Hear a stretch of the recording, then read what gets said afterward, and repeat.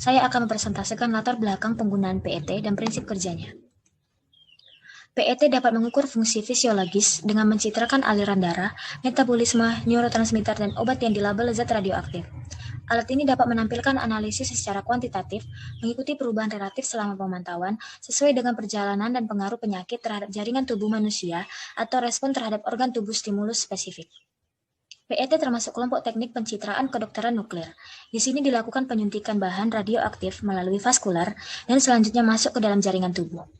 Distribusi radioaktif atau radio tracker tersebut dideteksi dengan sebuah detektor khusus untuk itu. Bahan radioaktif yang sering dipakai adalah fluorin, karbon, oksigen, dan nitrogen. Kanker payudara adalah kanker yang paling sering ditemukan pada wanita di berbagai negara, termasuk di negara berkembang. Pada tahun 2006, insiden kasar di Eropa adalah 109,8 per 100 ribu dan angka mortalitasnya adalah 38,4 per 100 ribu wanita per tahun. Pada tahun 2008, telah dilaporkan 1,38 juta kasus baru dan 458 ribu kematian karena kanker payudara di dunia. Deteksi dini dan terapi adjuvan yang telah maju menyebabkan angka mortalitas kanker payudara menurun di banyak negara barat sejak tahun 1990-an. Namun demikian, kanker payudara masih merupakan penyebab kematian utama pada wanita. Faktor yang mempengaruhi kejadian relapse pada kanker payudara pertama adalah jenis dari operasi pengangkatan kanker payudara akan mempengaruhi kejadian relapse. Eksisi luas amat dipilih hingga saat ini oleh ahli bedah karena dapat mencegah rekurensi secara lokal. Berbagai teori bermunculan mengenai kanker payudara relapse, di antaranya akibat terhambatnya aliran limfa atau embolisasi limfatik, atau penyebaran secara subkutan pada kelompok yang dilakukan eksisi kulit yang kecil. Di sini saya akan mempresentasikan tentang metode pembuatan. Metode pembuatan di sini kita digunakan dengan cara dilabel. Setelah itu kita menggunakan PET. Kenapa menggunakan PET? Karena memiliki kemampuan untuk memperlihatkan aktivitas metabolik yang tidak normal dan 8F2 dioksida glukosa atau FDG. PET memberikan informasi metabolik yang berkaitan dengan tumor, baik untuk diagnosis maupun evaluasi terapi. Kombinasi pemeriksaan tersebut memberikan keuntungan dibandingkan CT sendiri karena informasi fungsional menjadi pelengkap dan data morfologi. Kombinasi ini juga memberikan keuntungan daripada PET sendiri karena area patologi dari ambilan tracer lebih terlokalisasi dan waktu untuk mendapatkan gambar menjadi berkurang. Setelah itu, kecurigaan klinis relapse harus dikonfirmasi dengan pencitraan dan diusahakan untuk mendapatkan jaringan patologi. Perlu didukung dengan pemeriksaan darah, pencitraan, status reseptor hormonal, HER2, dan marker proliferasi. Positron emission tomografi dikombinasi dengan komputer tomografi atau PET-CT. Saat ini digunakan untuk diagnosis, untuk menentukan stadium dan evaluasi terapi berbagai jenis keganasan. Pemeriksaan fisik dan mamografi seharusnya digunakan secara rutin untuk surveillance kanker payudara. Metode pemeriksaan pencitraan tambahan seperti ronsen toraks, scan tulang, ultrasound hati, dan CT scan, dan PET scan. FDG, PET scan, dan MRI payudara pada kasus tertentu dapat menjadi pelengkap untuk digunakan karena dapat memberikan informasi tambahan yang berguna. Di sini saya akan menjelaskan mengenai metode penyiapan FFDG PET. PET dilakukan dengan pemindaian PET ke seluruh bagian target. Ada dua pemindaian yang dilakukan untuk semua pasien dengan interval waktu rata-rata sekitar 38 menit antara pemindaian setinggi dada. Yang pertama, pemindaian pertama dilakukan sebagai gambaran seluruh tubuh dari kepala sampai kaki dengan perolehan 4 atau 5 pemindaian emisi, menghasilkan panjang aksial lengkap 64-76,8 cm. Sementara pemindaian kedua mencakup bagian dada saja dengan perolehan 1 atau 2 pemindaian emisi, menghasilkan panjang aksial 25,6 sampai 38,4 cm. Setelah itu, pemindaian kembali dimulai kira-kira 101 menit setelah injeksi FFDG PET. Kemudian prosedur PET CT. Yang pertama itu pemantauan kadar gula darah sewaktu GDS, pasien dipantau kurang dari 150 mg per desiliter. Sebelum pemeriksaan, pasien sebaiknya dipuasakan selama lebih dari atau sama dengan 4 jam. Pasien tidak boleh melakukan olahraga berat atau aktivitas berat 24 jam sebelum pemeriksaan. Pada hari pemeriksaan, pasien berada dalam posisi terlentang selama lebih dari atau sama dengan 15 menit agar meminimalisir aktivitas otot yang kemungkinan dapat terlihat sebagai metabolisme abnormal. Pasien ditimbang berat badannya, dan kemudian pasien diinjeksi dengan bolus 18 FFDG secara intravena, biasanya dilakukan pada vena di salah satu lengan pasien. Dosis yang diberikan berkisar 0,1 sampai 0,2 mCi per kilogram berat badan. Dan setelah pemeriksaan diharapkan pasien meminum air putih secukupnya.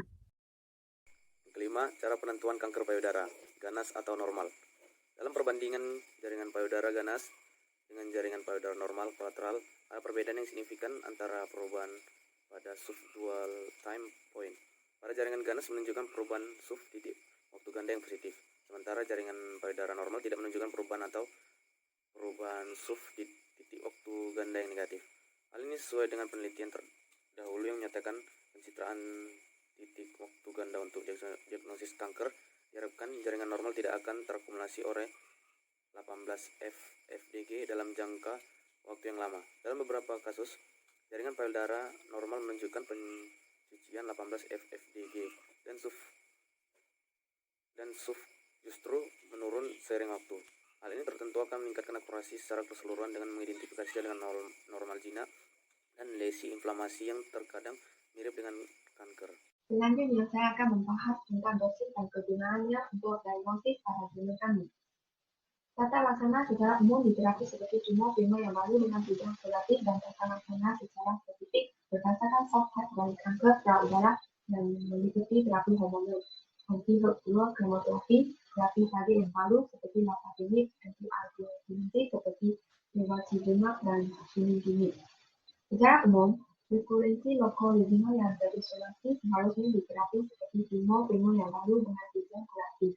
Pada pasien yang tidak melakukan radiasi pasca operasi, radioterapi dengan dosis yang lengkap pada dinding dada dan pada area kelenjar getah benih regional bila diindikasikan seharusnya diberikan. Pada mereka dengan riwayat radiasi sebelumnya, nilai dari terapi radiasi ulang belum terbukti. Jadi pada pasien yang tidak dapat dilakukan operasi, dapat dilakukan terapi radikal. Tetapi pada pasien tersebut, terapi sistemik prima untuk menurunkan ukuran tumor dan kemungkinan dapat dioperasi harus menjadi pertimbangan. Kegunaan pada pasien dengan kanker breast cancer yang tipe dominan, yang kanker yang payudara reseptor pada hormon positif atau tanpa mengenai status tersebut. Pada pasien dengan status premenopause, jika tidak ada ajudan pharmaceutical yang diberikan sebelumnya atau telah dihentikan lebih dari 12 bulan.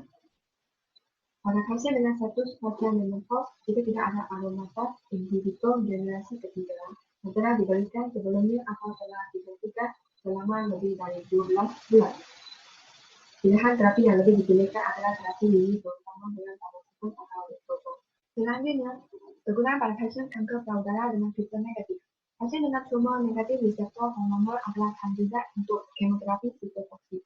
Pilihan terapi yang dapat diberikan adalah seperti kemoterapi yang mengandung vaksin seperti candidatal monoterapi tiap minggu atau docetaxel monoterapi tiap 3 minggu.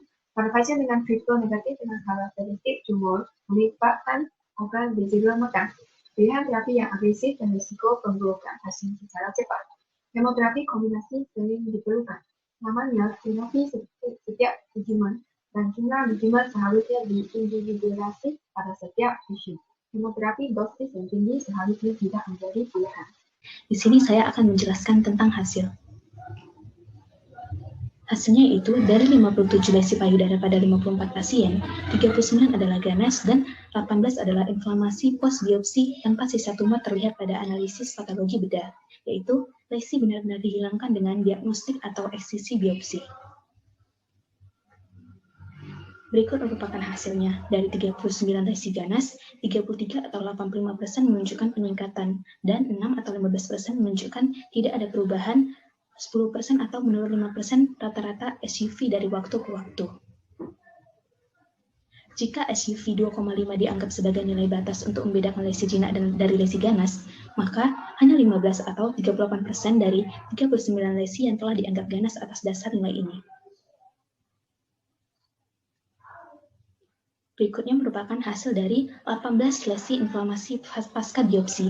3 atau 17% menunjukkan peningkatan dan 15 atau 83% menunjukkan tidak ada perubahan atau 11% atau penurunan 72% rata-rata SUV dari waktu ke waktu.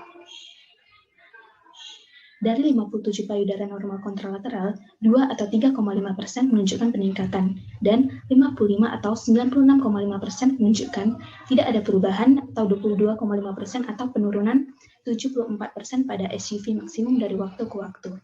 SUV rata-rata atau mean SD adalah 0,67, 0,24 di titik waktu pertama, dan 0,55, 0,21 pada titik waktu kedua.